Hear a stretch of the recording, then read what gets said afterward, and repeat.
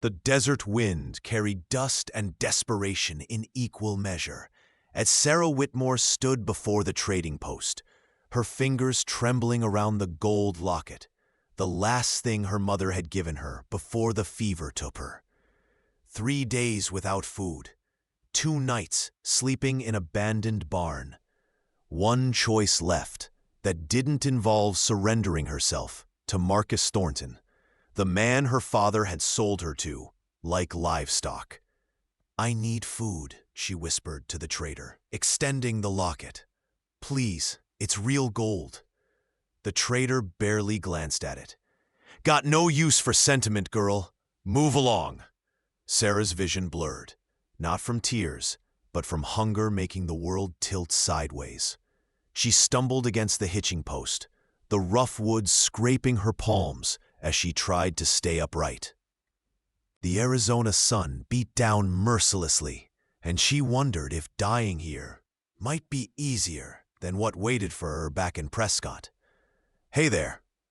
The voice was deep, controlled, with an accent that spoke of 2 worlds, the frontier and something older, something that predated the towns and territories. "You all right?" Before we continue, I'd love to ask you to take a moment to subscribe to our channel and hit that like button. It really means so much to us and helps motivate us to bring you more quality stories like this one. Also, I'm curious, where are you listening from today? Let us know in the comments.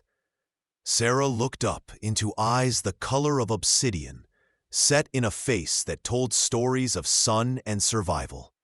The man stood well over 6 feet, broad-shouldered beneath a worn leather vest over a dark shirt, his long black hair tied back with a strip of rawhide. A single feather hung from a leather cord around his neck, and a rifle rested easily in the crook of his arm. "I'm fine," she lied, her voice barely audible. He studied her with an intensity that should have frightened her, but somehow didn't. His gaze took in her torn dress, her bare feet bleeding from walking miles on desert trails, the locket still clutched in her white-knuckled grip. "You're not fine." He turned to the trader. "What's she trying to buy?" "Ain't your concern, Apache." The word was spat like a curse, but the man didn't flinch. Instead, he pulled a leather pouch from his belt and dropped it on the counter with a heavy clink. "Food, water, medicine supplies, and a pair of boots that'll fit her." "Now hold on, Dakota. I didn't say—" "You said gold." Dakota's voice remained calm, but something in it made the trader step back. "That's gold. Real gold from real work. Not stolen. Not blood money. Now get the supplies, or I take my business to the new post in town." 10 minutes later, Sarah found herself sitting in the shade of the trading post's overhang, a canteen of cool water in her hands, and a plate of beans and cornbread in her lap. She wanted to devour it, but her stomach had shrunk too much. She forced herself to eat slowly, while the man called Dakota loaded supplies onto a paint horse with the easy efficiency of someone who'd done it 1,000 times. "I can pay you back," she said finally. "I just need time."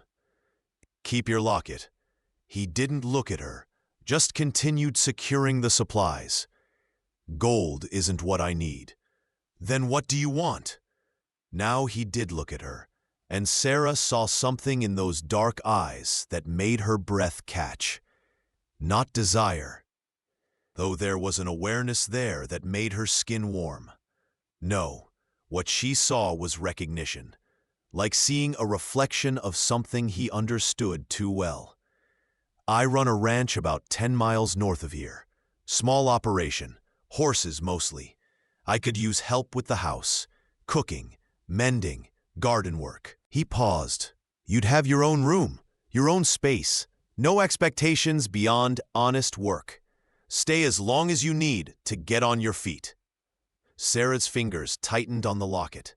It was the kind of offer that should have sent warning bells through her mind. Strange man, isolated ranch, her with nowhere else to go. But she'd learned to read men in the hard years since her mother died. She'd seen lust in her father's drinking partner's eyes. She'd seen cruelty in Marcus Thornton's smile when he'd paid her father $300 for marriage rights. What she saw in Dakota's face was something different. Sadness, maybe, understanding, and a carefully controlled wall that said he had no intention of crossing certain lines. "Why?" she asked. "Why help me?" He was quiet for a long moment, his hands stilling on the rope he was tying. When he spoke, his voice was lower, rougher. "Because 5 years ago I couldn't help someone who needed it, and I've regretted it every day since." The truth in those words resonated in Sarah's chest. She thought of her mother, wasting away while her father spent money on whiskey instead of medicine. She thought of the bruises she'd collected trying to protect herself. She thought of the nothing that waited for her if she went back. "How do I get there?" she asked. "Your ranch." Dakota gestured to the paint horse. "You ride?" "Not well." "You'll learn." He offered his hand to help her up. "Can you manage to ride with me? It's safer than walking, and the desert's no place to be alone after dark." Sarah hesitated only a moment before taking his hand. His palm was calloused, warm, and steady. He pulled her up with surprising gentleness, then mounted behind her in one fluid motion. His arm came around her waist to hold the reins, and Sarah forced herself not to flinch at the contact. "If you feel faint, tell me," he said quietly. "We'll stop." They rode in silence through the desert landscape, past saguaro cacti standing like sentinels, and patches of creosote that filled the air with their sharp, clean scent. The sun began its descent, painting the sky in shades of amber and rose. Sarah found herself relaxing against Dakota's solid warmth, despite herself, her exhausted body finally feeling safe enough to acknowledge how tired it really was. "You running from something?" he asked after a while. Sarah considered lying, considered the dozen half-truths she could tell. But something about the straightforward way he'd asked made her want to be honest. "A marriage contract. My father sold me to a man who doesn't see women as people. I ran the night before the wedding." She felt Dakota's body tense behind her.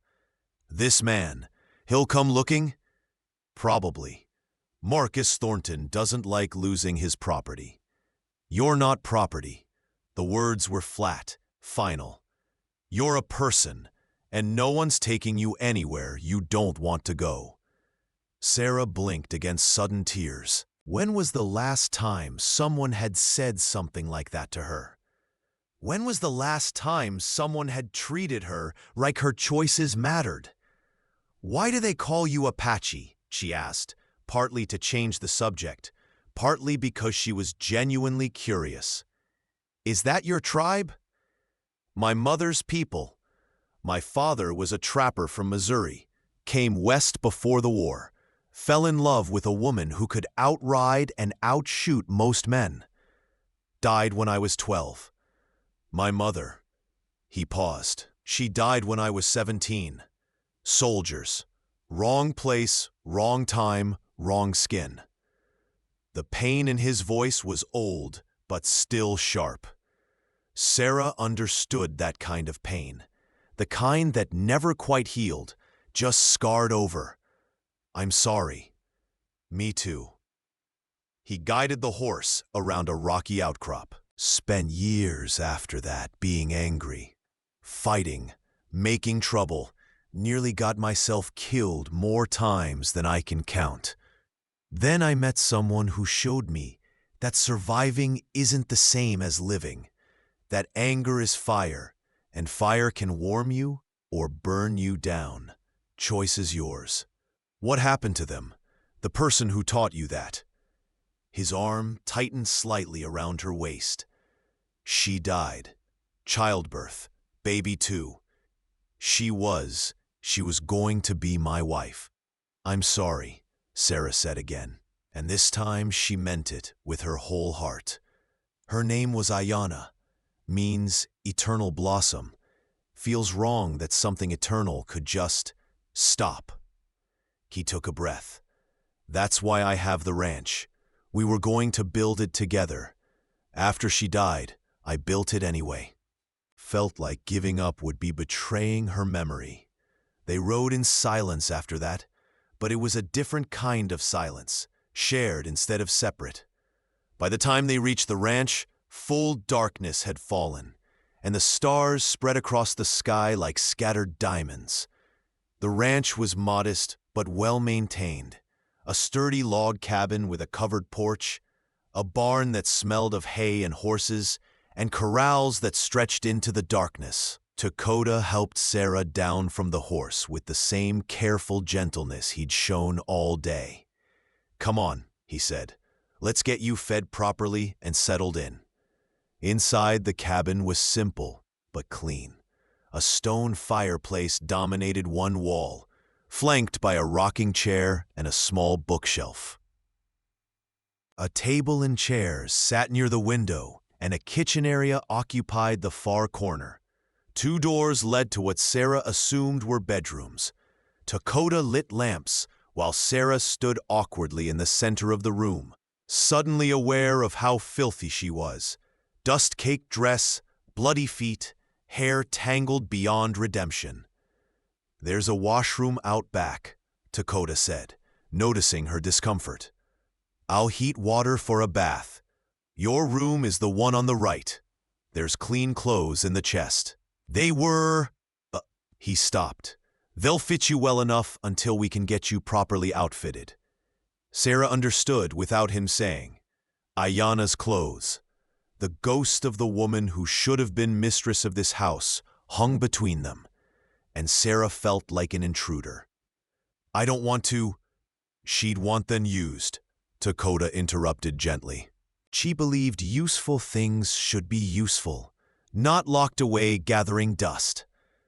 An hour later, Sarah sat in a copper tub in the washroom, hot water soothing her abused muscles and washing away days of dirt and fear. She scrubbed her skin until it was pink and clean, washed her hair 3 times, and tried not to cry from the simple relief of feeling human again. The dress she found in the chest was beautiful. Soft blue cotton with small white flowers embroidered at the collar and cuffs. It fit her almost perfectly. Ayana must have been similar in size, though perhaps a bit taller. Sarah found herself wondering what the woman had been like. What kind of person could have taught someone like Dakota about fire and living? When she emerged, Dakota had food waiting. Venison stew, thick with vegetables, fresh bread, and coffee that smelled like heaven. He'd changed too. His dusty trail clothes replaced by a clean shirt and worn denim pants. His long hair loose around his shoulders. "Sit," he said, gesturing to the table. "Eat as much as you can manage." Sarah wanted to protest, to maintain some dignity, but her stomach had other ideas. She ate slowly, but steadily, feeling strength return to her body with each bite. Dakota ate across from her, his movements economical and precise. "Thank you," she said finally, "for everything. I know you don't owe me anything, and I know I'm a stranger. But everyone's a stranger until they're not," Dakota said. "And you're welcome. Tomorrow, we'll figure out the work situation, what you're comfortable doing. For tonight, just rest. You've been through enough." Sarah nodded, exhaustion suddenly overwhelming her. She helped clean up the dishes, her movements clumsy with tiredness, then retreated to the small bedroom Dakota had indicated. The room was simple: a bed with a quilt that looked handmade, a small dresser, a window that looked out over the desert.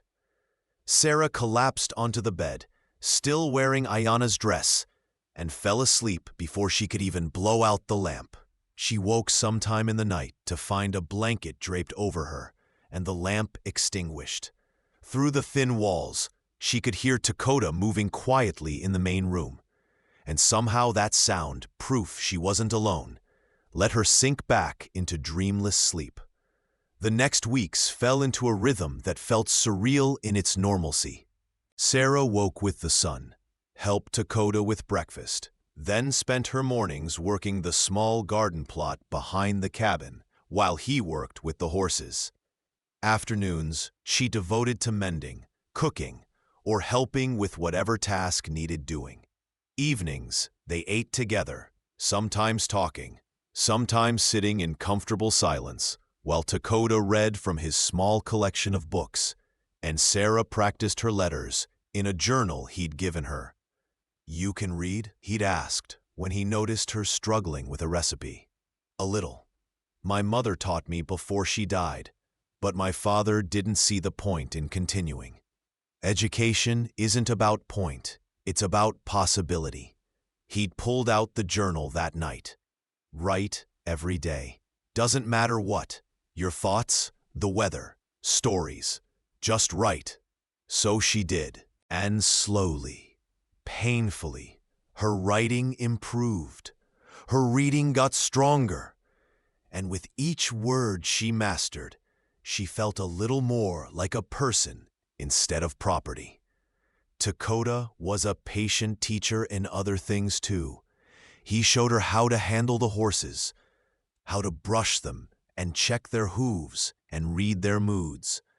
He taught her to shoot, standing behind her, with his hands over hers on the rifle, his voice steady in her ear.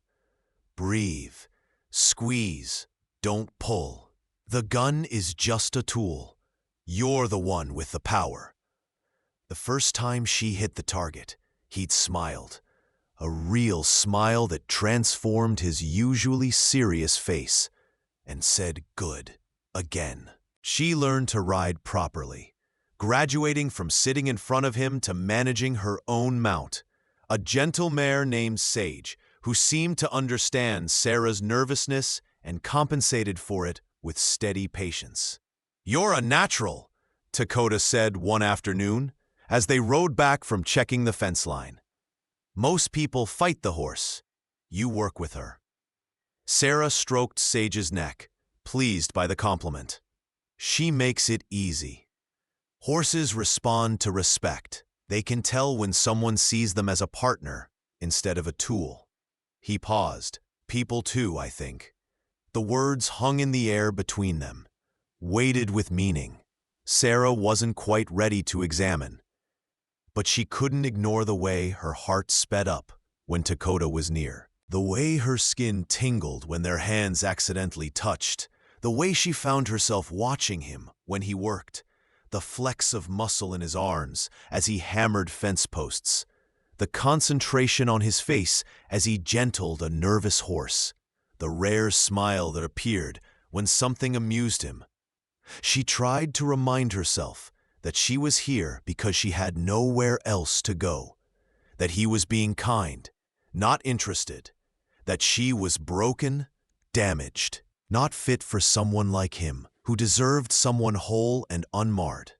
But her heart didn't listen to logic. One evening, about a month after she'd arrived, Dakota came back from town with supplies and a troubled expression. "What's wrong?" Sarah asked immediately.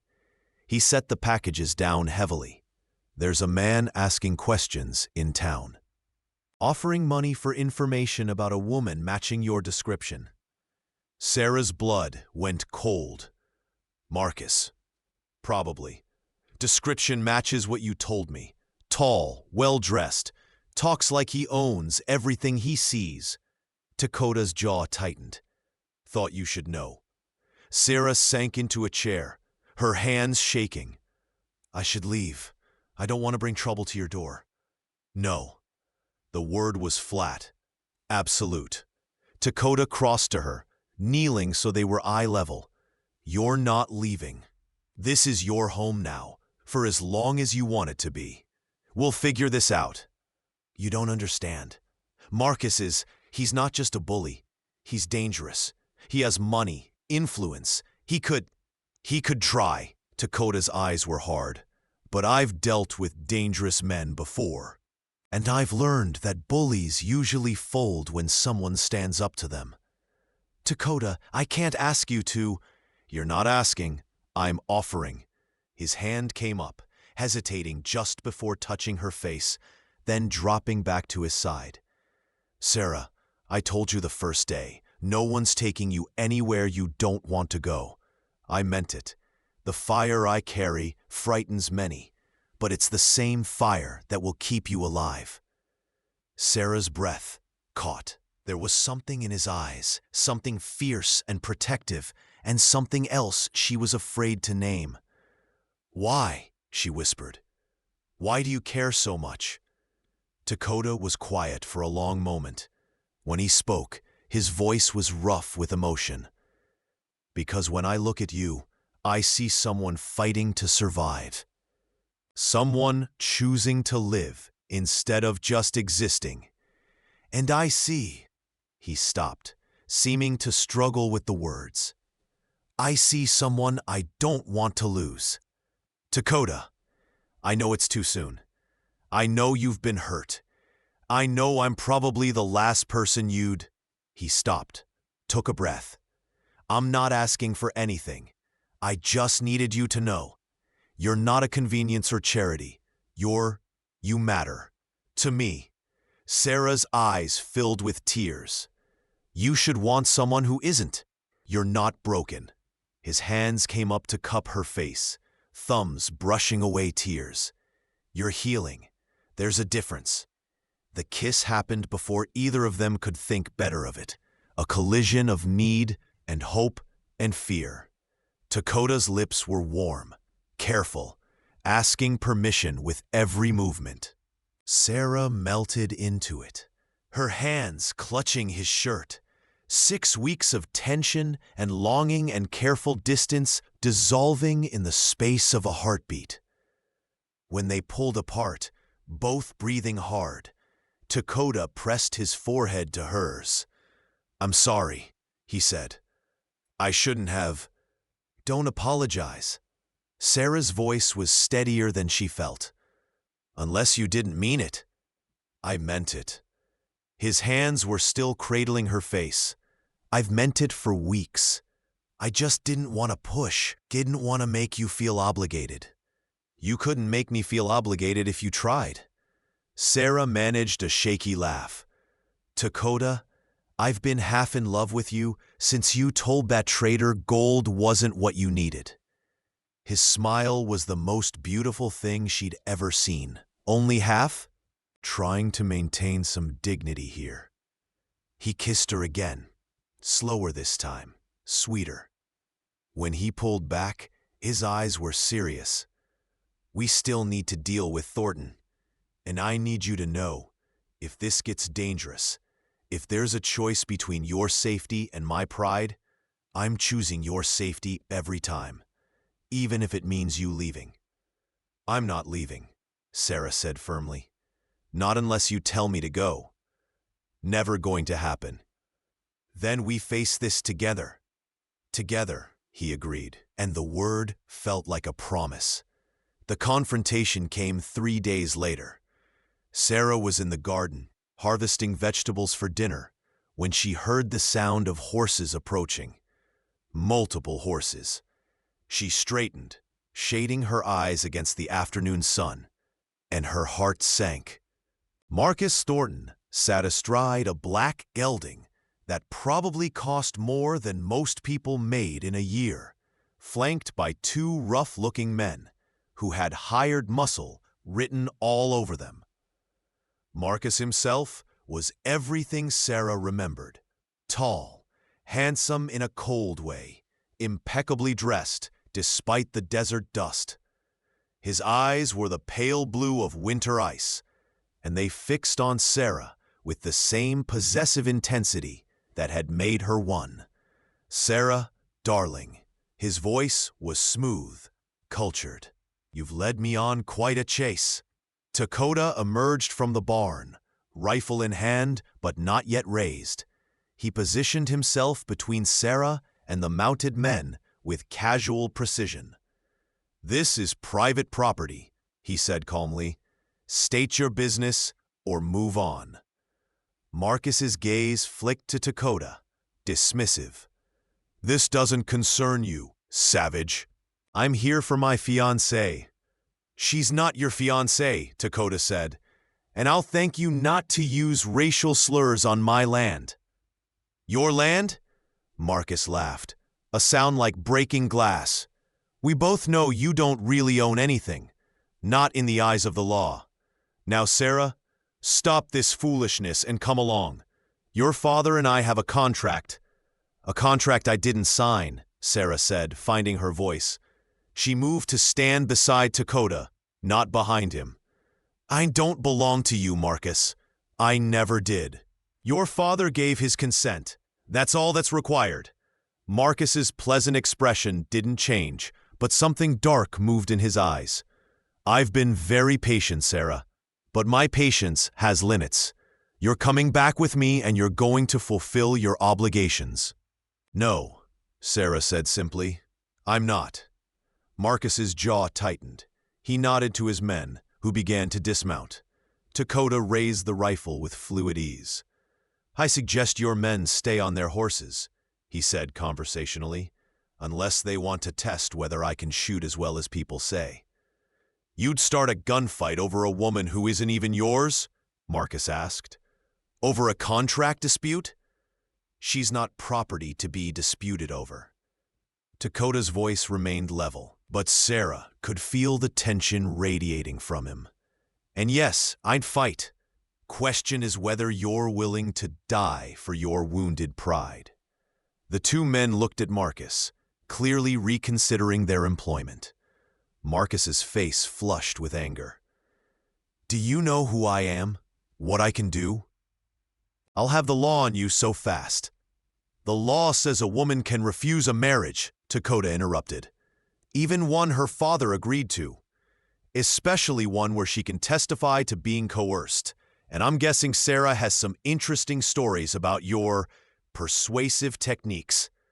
Sarah did. She'd never spoken them aloud, but the bruises from Marcus's instruction on how a proper wife should behave had been real enough. "You're making a mistake," Marcus said coldly. "Both of you. I don't forget slights." "Neither do I," Dakota said. "And I don't miss. So I'll ask one more time. Leave my property, or I'll assume you mean my household harm and act accordingly." For a long moment the tableau held. Marcus calculating odds. Dakota steady as stone. Sarah barely breathing. Then Marcus pulled his horse's reins sharply. "This isn't over," he said. "Sarah, when you tire of playing house with your Apache pet, you know where to find me. Assuming he hasn't gotten you killed with his arrogance." He wheeled his horse and rode off, his men scrambling to follow. Sarah watched until they disappeared into the desert haze. Then her knees gave out. Dakota caught her, lowering them both to the ground, the rifle discarded in the dust. "It's okay," he murmured into her hair. "You're okay. He's gone." "He'll come back," Sarah said, shaking. "He won't give up." "Then we'll deal with it." Dakota pulled back to look at her. "But Sarah, we need to make this official, if you're willing." "Official how?" "Marriage. Real marriage, not a contract." His hands cupped her face. "I know it's fast. I know we haven't, that we're still figuring things out. But legally, as my wife, you'd be protected. He'd have no claim." Sarah's heart hammered. "Is that the only reason?" "No." Dakota's smile was crooked, vulnerable. "The main reason is that I love you. Have for weeks. The legal protection is just practical." "You love me?" Sarah whispered. "Yeah. I know I should have said it better. Picked a moment when we were dealing with threats, but..." Sarah kissed him, cutting off the words. When she pulled back, she was smiling through tears. "Yes. To all of it. Yes." They married 3 days later, in a simple ceremony at the small church in town, with the minister's wife and the general store owner as witnesses. Sarah wore a dress Dakota had bought her, pale green cotton that brought out her eyes, and carried wildflowers he'd picked that morning. Dakota wore his best shirt and the same vulnerable expression he'd worn when he proposed. The minister kept the ceremony short and sweet. When he got to "You may kiss the bride," Dakota did so with a gentleness that made Sarah's heart ache. "Together," he whispered against her lips. "Together," she agreed. The trouble came 2 weeks later, in the form of fire. Sarah woke to the smell of smoke and Dakota shaking her shoulder. "Get up, quick! The barn's on fire!" She was on her feet in seconds, following him out into the night. The barn was fully engulfed, flames reaching toward the stars, the horses screaming inside. Dakota ran toward it without hesitation, and Sarah's heart stopped. "The horses! I need to get them out!" he shouted over the roar of the fire. "Dakota, wait!" But he was already gone, disappearing into the smoke. Sarah ran after him, her nightgown whipping around her legs, terror making her reckless. The heat was overwhelming, the smoke choking, but she could hear Dakota inside, shouting at the panicked horses, trying to guide them toward the door. She grabbed a blanket from the porch, soaked it in the water trough, and wrapped it around herself before plunging into the inferno. "Dakota, get out!" His voice came from somewhere in the smoke. "Sarah, please!"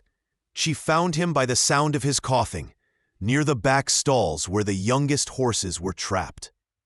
One of the support beams had fallen, blocking their exit. Dakota was trying to move it, his hands blistering from the heat, his face black with soot.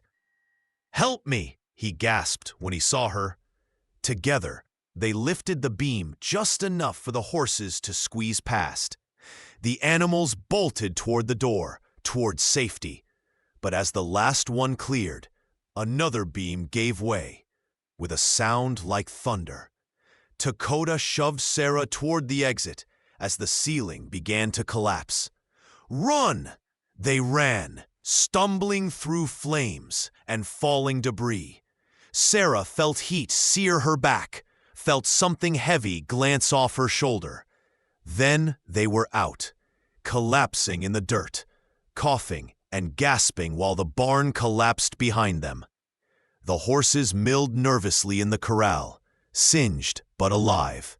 Sarah and Dakota lay on their backs, staring at the stars through the smoke, holding hands so tightly their fingers ached. "That was stupid," Dakota said finally. "You could have died. So could you," Sarah shot back. "That's why I came in." "I can't lose you," he said, rolling to face her. "Sarah, I can't." "Then don't make me watch you die either." She cupped his soot-stained face. "We're in this together, remember? That means you don't get to play hero alone."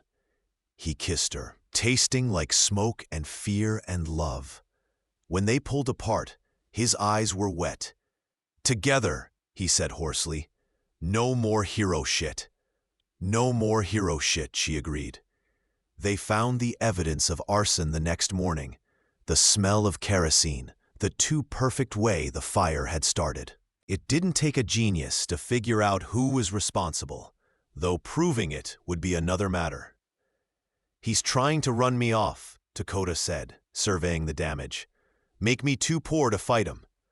"Then we rebuild," Sarah said firmly, "and we don't give him the satisfaction." The town rallied in a way that surprised them both. The general store owner brought lumber. The blacksmith came to help with the framework. Even the minister showed up with his sons, everyone working together to raise a new barn. By the end of the week, a structure stood where ashes had been. "Guess you've got more friends than you thought," Sarah said, watching the volunteers work. "Guess so," Dakota agreed, his arm around her waist. "Guess that's what happens when you actually treat people like people."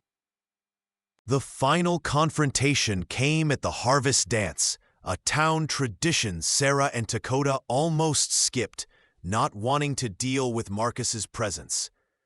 But the minister's wife had convinced them to come, arguing that hiding sent the wrong message. "You belong here as much as anyone," she'd said firmly. "More than men like Thornton, in my opinion." So they went. Sarah in a new dress Dakota had surprised her with, deep blue with silver thread at the collar, and Dakota in clothes that made him look both civilized and dangerous. They danced together, awkward at first, then finding a rhythm that felt natural. "I'm not very good at this," Sarah admitted, as Dakota guided her through the steps. "Neither am I, but we're figuring it out." He smiled, kind of like everything else. Marcus appeared midway through the evening, well-dressed and accompanied by a different set of hired men. He watched them dance with cold eyes, drinking steadily from a silver flask. Sarah felt his gaze like ice down her spine. "He's here," she whispered to Dakota. "I know, ignore him." But ignoring Marcus Thornton was like ignoring a rattlesnake in your path. He made his way across the dance floor as the song ended, his smile sharp. Dakota, Sarah, how domestic. Marcus's words were slurred, just enough to be dangerous. "I have to say, I didn't expect this to last. Thought she'd have tired of frontier life by now." "We're not interested in your opinion, Thornton," Dakota said evenly. "Enjoy the dance and leave us alone." "Leave you alone? When you've stolen my property?"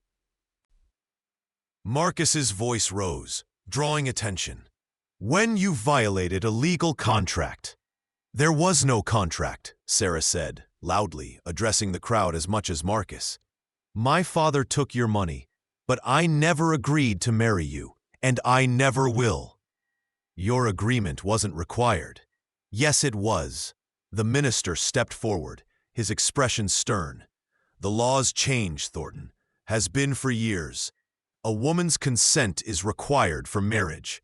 Without it, any ceremony would be invalid." Marcus's face flushed dark red. "You people don't understand. I've invested in this girl. Her father and I had an arrangement." "I'm not an investment," Sarah said clearly. "I'm a person, and I choose Dakota." Marcus lunged for her, but Dakota was faster. He caught Marcus's wrist, twisting it just enough to be painful, forcing him back. "Touch her again," Dakota said quietly, "and I'll break every bone in your hand. Then I'll move on to the rest of you." The crowd had gone silent. Marcus's hired men shifted nervously, but didn't intervene. They might be paid muscle, but they weren't stupid enough to fight in front of the entire town. "You'll regret this," Marcus snarled. "All of you. This savage and his whore." The punch came from an unexpected source. The blacksmith, a man built like a bear, who'd apparently heard enough. "We don't talk about ladies that way," he said calmly as Marcus went down. "And we don't take kindly to threats. Maybe it's time you found a different town to conduct business in." The minister nodded. "I think that's a fine suggestion, Mr. Thornton. You're no longer welcome in our church or at our community gatherings. And I'll be writing to the territorial marshal about that barn fire. Might want to be far away when he comes asking questions." Marcus climbed to his feet, fury and humiliation warring on his face. But he was a coward underneath the bluster, and he knew when he was beaten. He left without another word, his men trailing behind him. The crowd erupted in conversation, and someone started the music again. The blacksmith's wife hugged Sarah, and several other women clustered around to offer support. Dakota stood to the side, looking bemused by the sudden acceptance. "Guess the town's made its choice," the minister said, clapping him on the shoulder. "Welcome, son. About time we had some decent folk around here." Sarah found Dakota later, outside where he'd stepped away from the crowd. He was staring at the stars, that thoughtful expression on his face. "You okay?" she asked, sliding her hand into his. "Yeah, just not used to people standing up for me. For us. Better get used to it." Sarah leaned against his side. "Because I think we're stuck with them now." "Stuck with you too," he said, pulling her close. "That okay?" "More than okay." She tilted her face up to his. "Together, right? Always together," he promised, and kissed her under the desert stars. 6 months later, Sarah stood in the garden of their rebuilt ranch, one hand on her growing belly, watching Dakota work with a new colt in the corral. The young horse was skittish, uncertain, but Dakota was patient, talking low, moving slow, letting the animal come to trust at its own pace. It was the same patience he'd shown Sarah, the same gentle persistence that had helped her heal, had taught her that love didn't have to hurt, that strength didn't require cruelty. The baby kicked, and Sarah smiled. They hadn't planned it, hadn't really planned any of this. But life, she was learning, was better when you stopped trying to control it and just lived it. "Hey," Dakota called, noticing her watching. "You okay? Need anything?" "I'm fine," she called back. "Better than fine." He grinned, that rare, beautiful smile that still made her heart skip. "Good, because I'm thinking we might need to expand the house. Another room or two." "Already planning ahead?" "Always." He walked over, wrapping his arms around her from behind, his hands settling over hers on her belly. "Thinking we might need space for more than one eventually." Sarah laughed. "Let's survive the first one before we start planning a whole tribe." "Deal." He kissed her temple. "But I'm serious about the house. Want to make sure you have everything you need."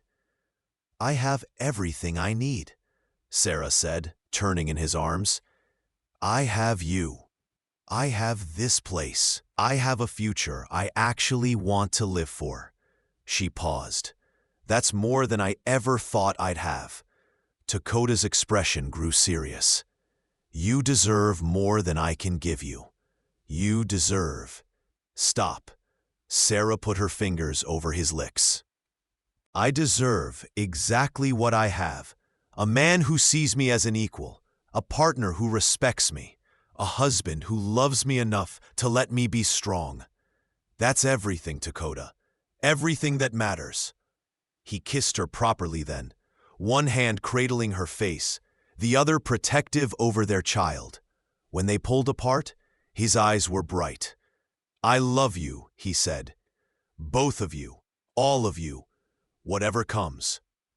"I love you too," Sarah whispered. "And I'm not afraid anymore. Of Marcus, of the future, of anything. Because I know whatever happens, we face it.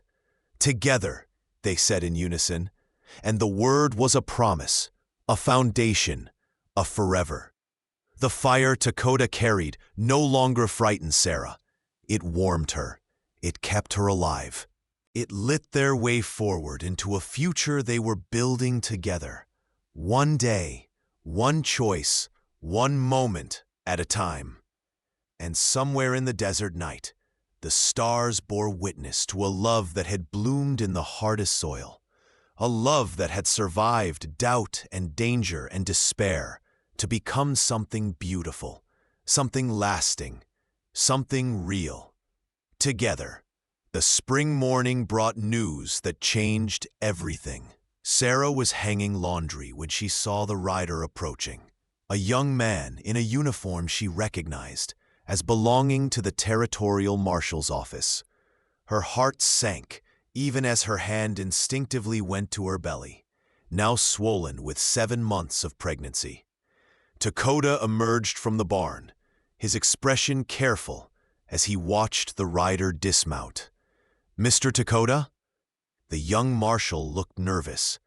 "I have a summons. You're required to appear in Prescott for a hearing regarding the fire that destroyed your barn last fall." Sarah's stomach dropped. "A hearing? Why? The marshal wouldn't meet her eyes. Mr. Marcus Thornton has filed a complaint alleging that Mr. Dakota started the fire himself for insurance purposes and to frame Mr. Thornton for arson. That's insane, Sarah said, her voice rising. Marcus set that fire. Everyone knows it. That's for the judge to decide, ma'am. The marshal handed Dakota the papers. Hearing is in 2 weeks. You fail to appear, there'll be a warrant. After he left, Sarah and Dakota sat at the kitchen table, the summons between them like a poison. This is Marcus's revenge, Sarah said. He's trying to get you arrested, maybe even hanged. I know. Dakota's voice was calm, but his hands were clenched. And he's smart about it, using the law instead of violence. Harder to fight. We'll get a lawyer. We'll fight this properly. With what money, Sarah? We spent everything rebuilding. He ran a hand through his hair. And even if we could afford one, you think a territorial judge is going to believe an Apache over a wealthy white man? The truth of it sat heavy between them.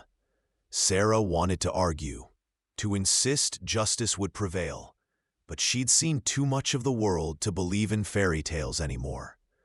Then we run, she said finally. We take the horses, whatever we can carry, and we disappear into the territories.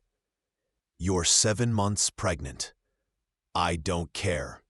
I won't let them take you. Dakota reached across the table, taking her hands. Listen to me. If we run, we'll be fugitives. Our child will be born on the run, with no home, no safety. I won't do that to you, to our baby. Then what do we do? We go to Prescott. We tell the truth, and we hope that's enough. He squeezed her hands. But Sarah, if things go bad, if they arrest me, I need you to promise you'll take care of yourself. Take care of our child. Don't try to fight them. Dakota, no! Promise me. His eyes were fierce. Whatever happens to me, you survive. You give our baby a life. Promise. Sarah wanted to refuse, wanted to swear she'd burn the world down before she let them take him.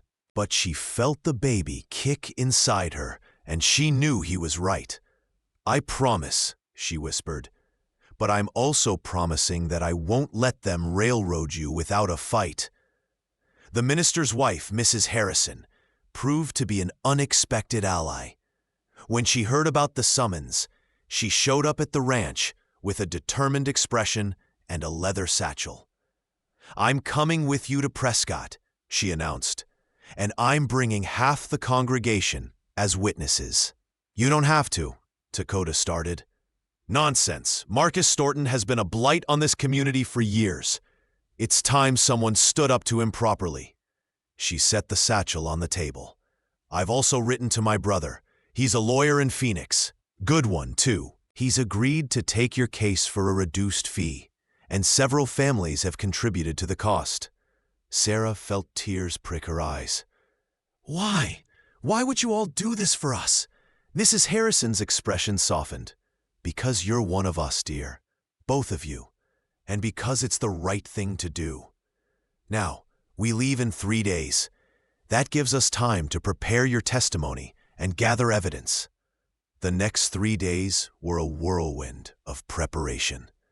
Mrs. Harrison's brother Jonathan arrived, a sharp-eyed man in his 40s who listened to their story with careful attention.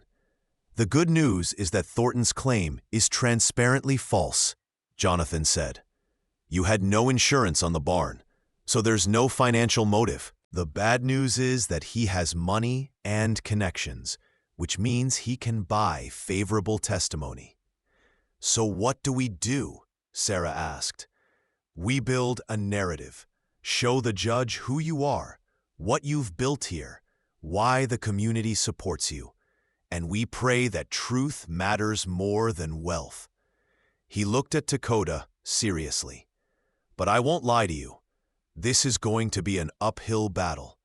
Your heritage works against you, as does Thornton's standing. I'm aware, Dakota said dryly. Been aware my whole life. I'm sure you have. but we're going to fight like hell anyway. The journey to Prescott took 2 days, with Sarah riding in a wagon provided by the blacksmith while Dakota rode alongside. Mrs. Harrison and a dozen other townspeople followed, a caravan of support that made Sarah's heart swell with gratitude.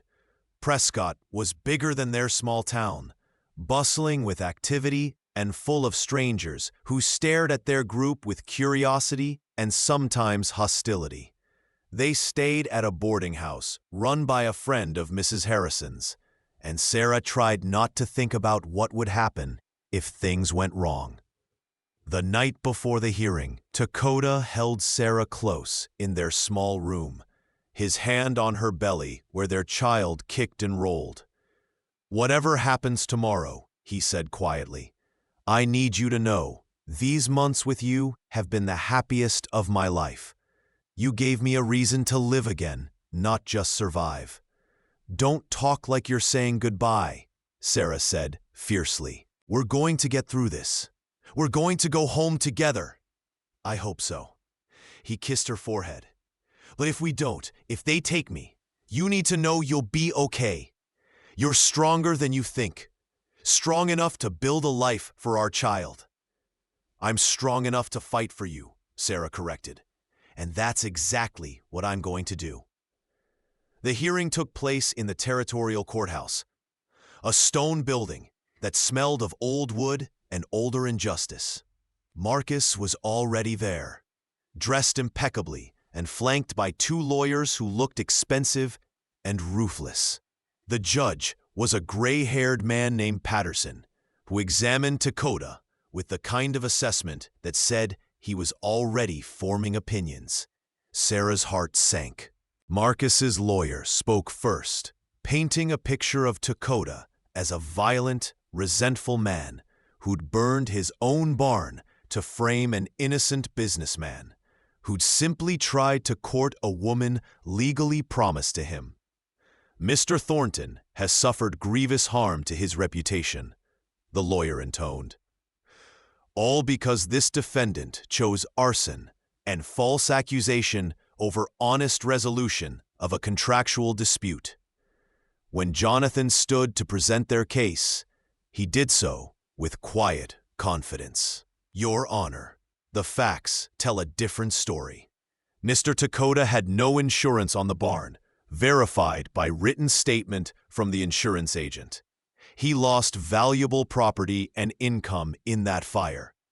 Meanwhile, Mr. Thornton had clear motive for arson, revenge against a woman who refused his advances and the man who protected her." "That's a serious accusation," Judge Patterson said. "It is, Your Honor, which is why we have witnesses." Mrs. Harrison testified first, describing Marcus's behavior in town, his threats, his public fury at being rejected. The blacksmith followed, testifying about the evidence of kerosene and deliberate fire setting. One by one, their neighbors spoke up, painting a picture of Dakota as a hard-working, honest man and Marcus as a volatile bully. But Marcus's lawyers were good.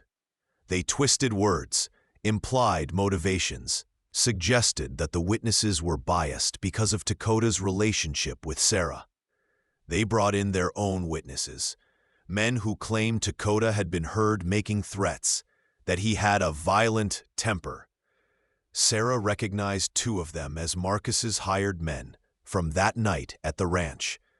Paid liars, testifying for money. When it came time for Dakota to testify, he did so with quiet dignity, describing the fire, the rescue of the horses, the clear evidence of arson. He didn't get angry, didn't raise his voice, just told the truth with steady conviction. Then Marcus's lawyer began the cross-examination. "Isn't it true, Mr. Dakota, that you've been involved in violence before? That you have a reputation as a fighter?" "When I was younger, yes." "And isn't it true that you harbor resentment toward white settlers? That you blame them for your mother's death?" "My mother was killed by soldiers who mistook her for hostile." So yes, I've experienced injustice, but I don't blame all white people for the actions of some. Yet you married a white woman who was promised to another man. Some might say you took her as revenge. I married Sarah because I love her, Dakota said flatly. And she wasn't promised to anyone. She's a person with her own choices, not property to be distributed. The lawyer smirked. A convenient philosophy for justifying theft. Objection! Jonathan was on his feet. Counsel is testifying, not questioning. Sustained, Judge Patterson said. Get to your point, counselor. The questioning went on. Each exchange, designed to paint Dakota as violent, resentful, untrustworthy. Sarah watched her husband maintain his composure through it all, and loved him more with every passing moment. Then Marcus took the stand. He was a good liar. Sarah had to give him that. He portrayed himself as a wronged suitor, a businessman trying to honor a contract, a victim of violence and defamation. He claimed he'd been nowhere near the ranch the night of the fire, that he'd moved on from Sarah and wished them well. I simply want justice, he said smoothly. This man has destroyed my reputation with false accusations. I'm asking the court to hold him accountable. When Jonathan cross-examined him, he tried to crack the facade. Mr. Thornton, you claim you'd moved on from Mrs. Dakota. Yet you appeared at a community dance to confront them. You were warned away from their property multiple times. Does that sound like someone who'd moved on? I was concerned for Sarah's welfare. The man she'd taken up with has a violent past. A past you've researched thoroughly, apparently. Tell me, Mr. Thornton, how much did you pay the witnesses who testified about Mr. Dakota's alleged threats? I paid nothing. Those men came forward of their own accord. Really?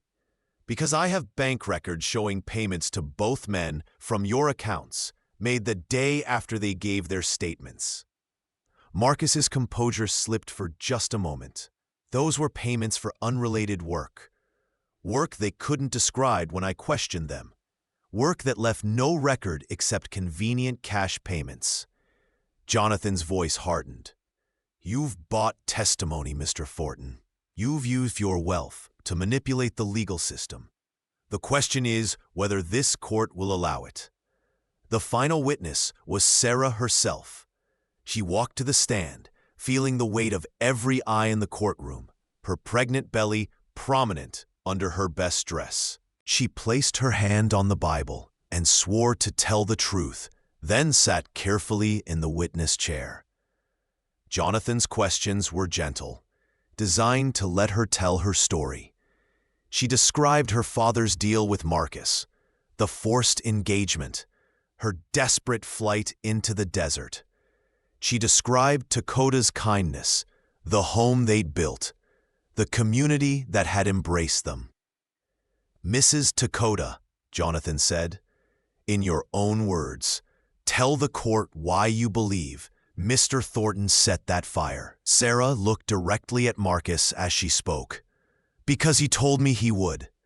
The night he came to our ranch with his men before the fire, he said we'd regret choosing each other. He said I'd belong to him one way or another, and if he couldn't have me, he'd make sure we had nothing. She paused. I didn't tell anyone at the time because I was afraid. Afraid no one would believe me, but I'm not afraid anymore.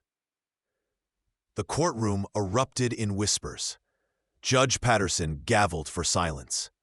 Marcus's lawyer stood. Your Honor, this is the first time we've heard this alleged threat. It's convenient that Mrs. Dakota remembers it only now. I've always remembered it, Sarah said clearly.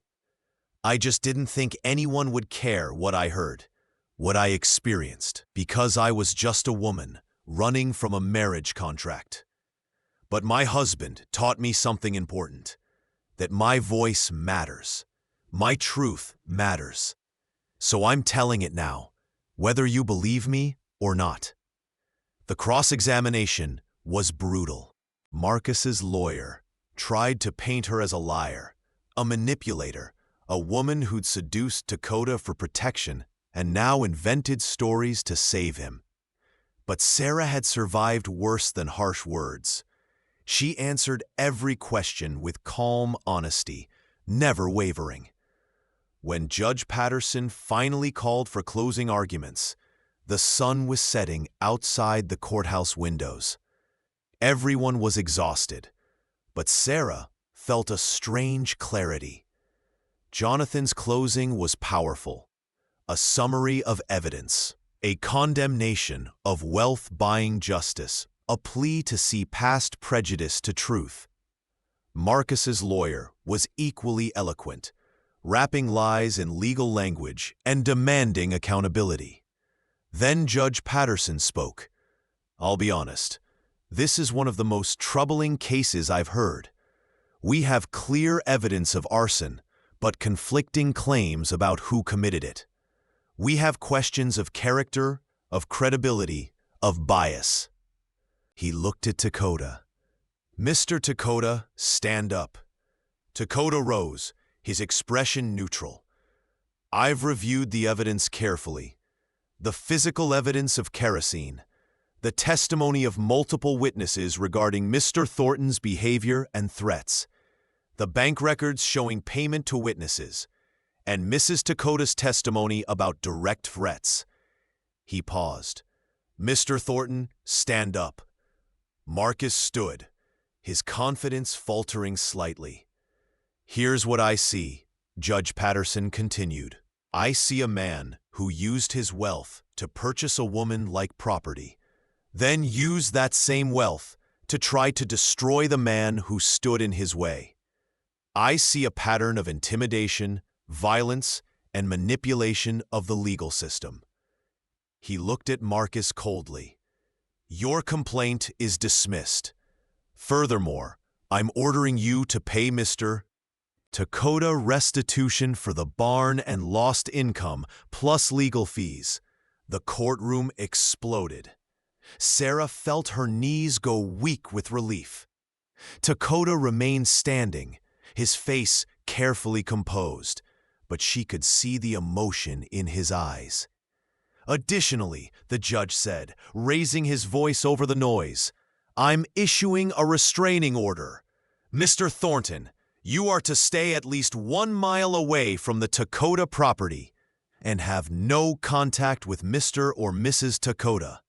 Violate that order, and you'll face criminal charges. Do you understand?" Marcus's face was purple with rage, but he nodded stiffly. "This hearing is concluded." Sarah was out of her seat before the gavel fell, rushing to Dakota despite her ungainly pregnancy. He caught her, holding her tight, his face buried in her hair. "It's over," he whispered. "Sarah, it's over. We won," she said, tears streaming down her face. "We actually won."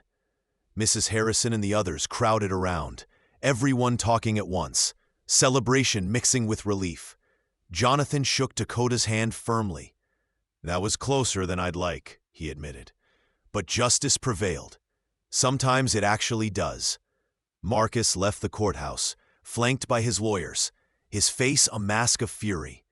As he passed Sarah and Dakota, he leaned in close enough to whisper, "This isn't over." But Dakota just smiled, a hard, satisfied smile.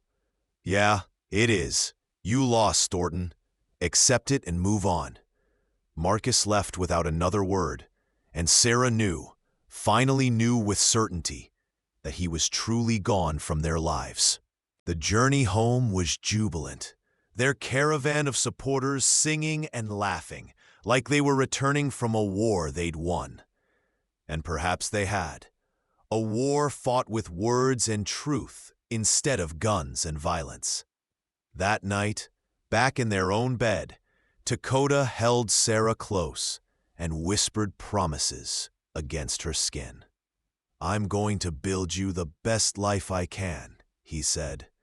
"A safe life, a happy one. Our child is going to grow up knowing they're loved, wanted, protected. Our child already knows that, Sarah said, guiding his hand to where the baby was kicking enthusiastically. They can feel it, just like I can. I love you, Dakota said, more than I thought I could love anything. I love you too, Sarah whispered back. Together, right? Always together, he agreed. Nothing's ever going to change that. The baby came 3 weeks later, on a warm May morning when the desert was blooming with unexpected wildflowers. Sarah's labor started just before dawn, waking her with contractions that stole her breath. Dakota woke immediately, his hand finding hers in the darkness. "It's time?" he asked, already moving. "It's time," Sarah confirmed, trying to breathe through another contraction. Mrs. Harrison and the midwife arrived within an hour, shooing Dakota out of the bedroom despite his protests. "This is women's work," Mrs. Harrison said firmly. "You go boil water, pace nervously, and let us handle this." The labor was long and hard. By afternoon, Sarah was exhausted, pain radiating through her body in waves that left her gasping. The midwife, a capable woman named Rosa, who'd delivered half the babies in the territory, remained calm and encouraging. "You're doing fine, honey. Baby's positioned well.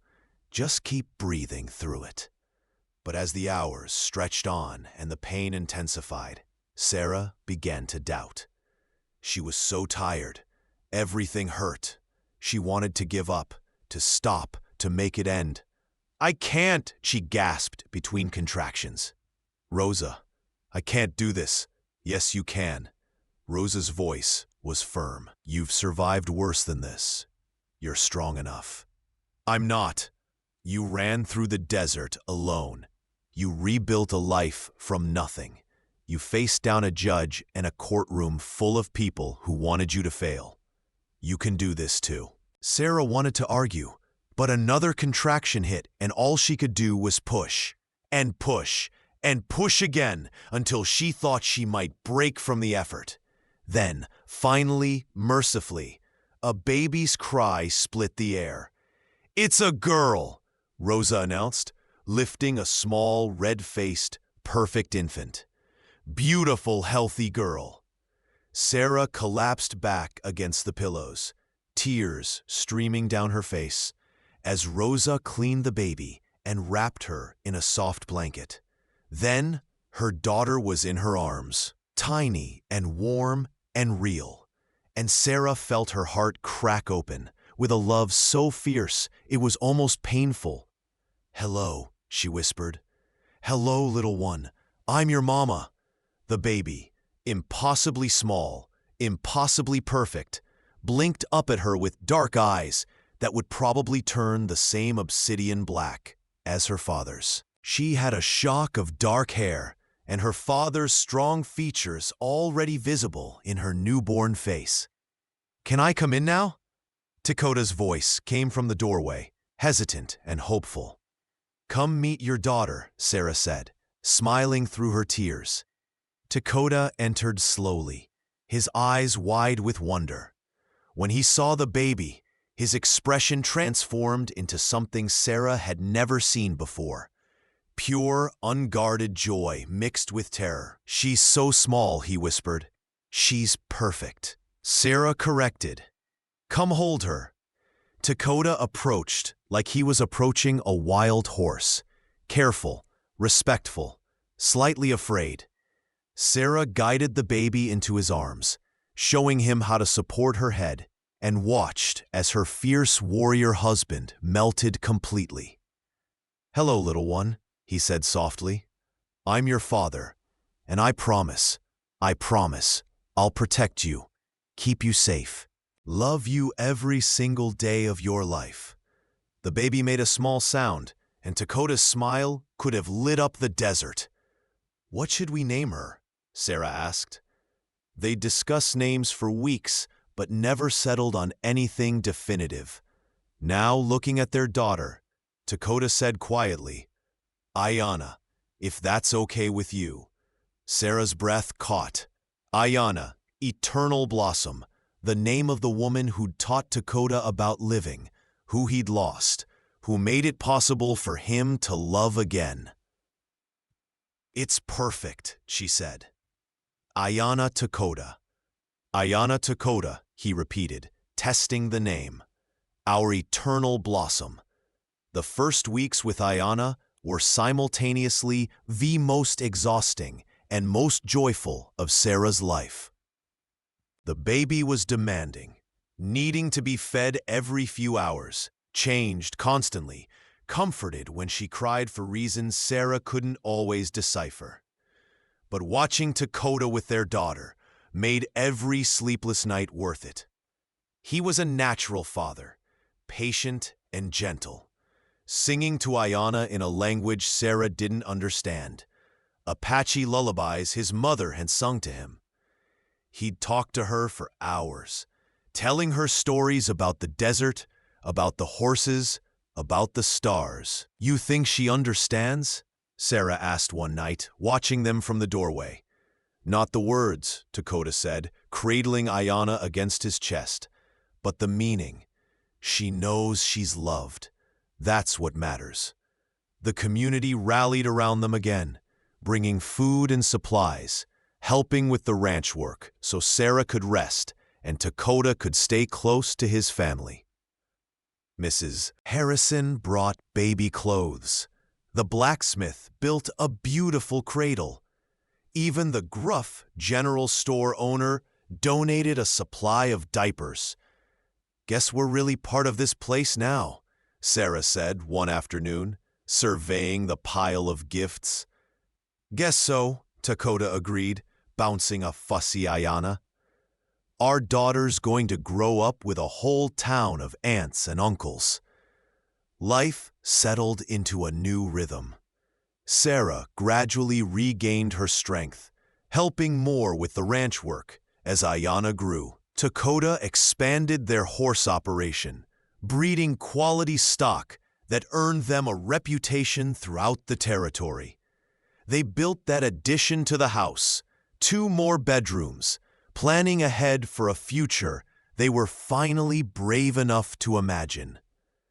But the real change was internal. Sarah looked at her reflection one day and barely recognized the desperate, frightened girl who tried to trade her mother's locket for food. That girl had been breaking. This woman was whole, not undamaged, but healed. Strong in a way that came from surviving and choosing to live anyway. Dakota had changed too. The careful wall he'd maintained around his emotions had crumbled, replaced by an openness that let him laugh more, hope more, dream more. He still had moments of darkness, memories of loss that would never fully fade, but they no longer defined him. One evening, when Ayanna was 6 months old and sleeping peacefully in her cradle, Sarah and Dakota sat on their porch, watching the sunset paint the desert in impossible colors. "Do you ever regret it?" Sarah asked. "Taking me in that day? All the trouble that came with me." Dakota looked at her like she'd grown a second head. "Regret you? Sarah, you're the best thing that ever happened to me. You and Ayanna, you're everything. Even though Marcus tried to destroy you, even though you almost went to prison, even though." He pulled her close, because yeah, there was trouble, but there was also you. And choosing you, choosing us, was the easiest decision I've ever made. "Together," Sarah said softly. "Always together." Dakota agreed. From inside, Ayanna made a small sound, not quite crying, just the sleepy noise of a baby dreaming. Dakota and Sarah both turned to look through the window at their daughter, and Sarah felt her heart swell with a happiness so complete it was almost painful. This was what she'd run toward in the desert, even when she didn't know it existed. Not just safety, not just survival, but this: love, family, belonging. A life built on choice instead of obligation, on respect instead of ownership, on partnership instead of dominance. "Thank you," she said suddenly. "For what?" "For seeing me. That first day when I was nothing and nobody, you saw me as a person worth saving, worth respecting." She turned to face him. "You gave me my life back, Dakota. You gave me myself back." "You did that," he corrected. "I just gave you space to heal. You did the actual work." "We did it together," Sarah insisted. "Like everything else." Dakota smiled, that rare, beautiful smile that still made her heart skip. "Yeah, together." They sat in comfortable silence as the stars began to appear, one by one, in the darkening sky. Inside, Ayanna slept peacefully, secure in the love of parents who'd fought through fire and fear to build her a home. The desert wind carried the scent of sage and possibility, and Sarah knew, with absolute certainty, that this was just the beginning. Ayanna took her first steps on October morning, letting go of the table she'd been using for support and stumbling 3 whole steps before landing on her bottom with a surprised expression. "Did you see that?" Dakota demanded, scooping her up. "Did you see our daughter walk?" Sarah laughed from where she was kneading bread dough. "I saw. She's growing so fast." "Too fast," Dakota said, but he was grinning. "Soon she'll be riding horses and breaking hearts." "One milestone at a time," Sarah said. "Let's get through walking before we worry about riding." But Dakota was right. Ayanna was growing impossibly fast. At 14 months, she was already showing signs of the strong-willed, independent person she'd become. She had her father's dark eyes and her mother's determined chin, and she'd already learned that if she smiled at her father, he'd give her almost anything. "You're going to spoil her," Sarah warned, as Dakota slipped Ayanna a piece of honey candy. "That's what fathers do," he said unrepentantly. "Besides, look at that face. How am I supposed to say no?" Sarah just shook her head, smiling. She couldn't really blame him. She was just as bad, sneaking extra cuddles and stories when Ayanna should be napping. The ranch had prospered over the past year. Their horse breeding operation had earned a reputation for quality, and they had buyers coming from as far as New Mexico and Colorado. With the restitution money from Marcus, they'd expanded the barn, built proper corrals, and even hired help. A young man named Daniel, who'd shown up looking for work and proven himself reliable and skilled with horses. Sarah had also started a small business of her own, selling preserves and baked goods in town. It wasn't much, but it was hers, something she'd built with her own skills, earning money that belonged to her, not because of a man, but because of her own capabilities. "I'm proud of you," Dakota said one day, watching her load jars of strawberry preserves into a wagon. "Building something that's yours." "I learned from the best," Sarah said. "You showed me what it looks like to build a life, instead of just living one someone else designed." They'd settled into a partnership that felt natural, dividing work based on skill rather than gender, making decisions together, supporting each other's dreams. Had never once suggested Sarah's place was only in the house, just as Sarah had never suggested Dakota's role was only providing. They were equals in every way that mattered. But not everything was perfect. There were still moments when Sarah woke from nightmares about Marcus, about her father, about all the ways her life could have gone wrong. There were still times when Dakota grew quiet and distant, lost in memories of his mother or Ayanna the First. The difference now was that they faced those moments together. When Sarah woke gasping from nightmares, Dakota was there to hold her and remind her she was safe.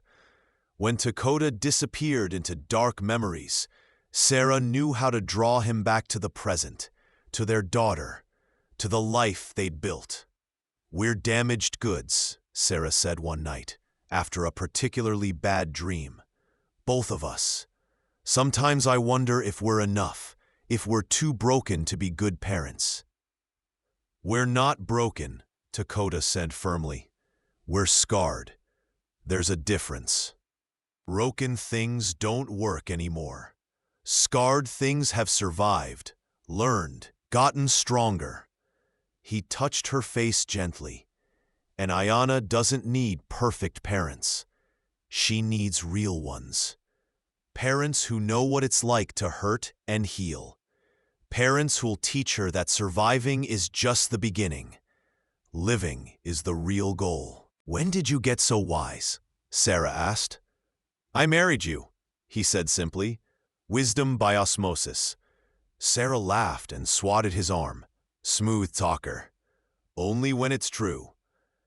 The first real test of their family came when Ayanna was 18 months old and a fever swept through the territory. It started in town, a merchant's child falling ill, then spread rapidly. Within a week, half the children in the area were sick. Ayanna woke one morning, burning with fever. Her small body hot to the touch, her usual energy replaced by listless whimpering. Sarah's heart dropped into her stomach. "Get Rosa," she told Dakota, trying to keep the panic from her voice. "And Mrs. Harrison, anyone who knows about fevers." Dakota was already moving, saddling his horse, faster than Sarah had ever seen. "I'll be back within an hour. Keep her cool. Give her water if she'll take it." The next 72 hours were the longest of Sarah's life. Rosa came immediately, bringing herbs and knowledge, but even she looked worried. "It's the scarlet fever," she said quietly. "Been going through the towns. Some children recover fine. Others," she trailed off, and Sarah didn't need her to finish. They took turns sitting with Ayanna, Sarah bathing her with cool water. Sarah held her and cried, feeling helpless in a way she hadn't felt since that day in the desert. "Please," she whispered, "please don't take her. Take me instead. Take anything. Just let her live." Dakota sat behind her, his arms around them both. "She's strong," he said, but his voice shook. "She's our daughter. She's a survivor." "She's so small," Sarah sobbed. "So small and fragile. What if we lose her?" "Then we'll survive that too," Dakota said, though Sarah could hear the tears in his voice. "Because we have to. Because that's what survivors do." But Sarah didn't want to survive losing their daughter. She wanted, needed, Ayanna to live. Sometime near dawn, the fever broke. Sarah woke from an exhausted doze to find Ayanna's forehead cool, her breathing deep and steady. The baby opened her eyes, tired but clear, and said, "Mama?" "Oh, thank God," Sarah whispered, clutching their daughter close. "Thank God, thank God." Dakota woke at her words, his hand immediately checking Ayanna's temperature. When he felt the cool skin, he sagged with relief so profound it was almost collapse. "She's okay," he said, his voice breaking. "She's going to be okay." Rosa confirmed it later that morning. "Fever's broken clean. She'll need rest and fluids, but she's through the worst. Your girl's a fighter. She gets it from her mother," Dakota said, looking at Sarah with so much love it hurt. "She gets it from both of us," Sarah corrected. The experience left them both shaken. For days afterward, Sarah found herself checking Ayanna's breathing in the night, needing the reassurance that her daughter was still alive, still healthy. Dakota was equally vigilant, keeping Ayana close even as she recovered her energy and started demanding to be put down to play. "We almost lost her," Sarah said one night, after Ayana had finally fallen asleep. "But we didn't," Dakota said. "She survived, just like we knew she would." "I don't think I could survive losing her," Sarah admitted. "I know you said we could, but—" "I lied," Dakota interrupted quietly. "If we'd lost her, I don't think I could have survived either. Not really, not in any way that mattered." They held each other in the darkness, acknowledging the terrifying truth that love meant vulnerability, that choosing to care meant accepting the possibility of devastating loss. "But it's worth it," Sarah said finally. "The risk is worth it for the love." "Yeah," Dakota agreed, "it is." As summer turned to fall, life returned to normal, or their version of normal, which involved an energetic toddler, a thriving ranch, and a love that had only deepened through adversity. Ayana's second birthday brought another surprise. Sarah discovered she was pregnant again. "Already?" Dakota said, but he was smiling. "Our daughter isn't even 2 yet." "Apparently we're efficient," Sarah said dryly. "Think you can handle 2? Can you?" "Guess we'll find out together," Sarah said, and they both laughed. This pregnancy was easier than the first. No desperate flight through the desert. No legal battles, no burning barns. Just a peaceful progression toward new life, with a community ready to support them, and a daughter who would soon become a big sister. "What do you want this time?" Dakota asked one evening, his hand on her growing belly. "Boy or girl?" "Healthy," Sarah said immediately. "After Ayana's fever, I just want healthy." "Healthy is good," Dakota agreed. "But if we could pick," Sarah considered. "A boy might be nice, even things out. But honestly, another girl would be fine too. Ayana could use an ally." "2 daughters," Dakota said thoughtfully. "2 girls to spoil and protect and teach how to be strong." "2 girls who'll have you wrapped around their fingers," Sarah corrected. "Probably true," he admitted without shame. But fate had other plans. When Sarah's labor started on a cold February morning, it progressed quickly. Too quickly for Rosa to arrive in time. Dakota found himself delivering his own child, with Mrs. Harrison coaching him through it. His hands shaking but steady as he helped his wife bring new life into the world. "It's a boy," he announced, lifting a squalling, perfect infant. "Sarah, we have a son." A son, dark-haired, like his sister, but with Sarah's green eyes and a cry that could probably wake the dead. They named him Thomas, after Sarah's grandfather, and called him Tommy. If Ayana had been a determined baby, Tommy was peaceful, content to sleep and eat and watch the world with calm observation. He was his father's shadow from the start, settling immediately when Dakota held him, tracking his father's movements with those startling green eyes. "I have a son," Dakota would say sometimes, wonder in his voice. "A son to teach, to show the world to." "You have 2 children," Sarah corrected, though she understood his amazement. "Don't forget your daughter." "Never could forget Ayana," Dakota said, looking at where the toddler was helping Mrs. Harrison in the kitchen. "She won't let me." With 2 young children, life became chaotic in the best possible way. The house was always full of noise. Ayana chattering constantly, Tommy making baby sounds, Dakota singing, Sarah laughing. The ranch work continued, expanded, thrived. They hired more help. A couple named Maria and Jose, who'd lost their own land and needed work. Maria helped with the children and house, while Jose worked with the horses. It became less a ranch and more a small community. a found family, bound by choice rather than blood. "This is what I imagined," Dakota said one evening, surveying their full house.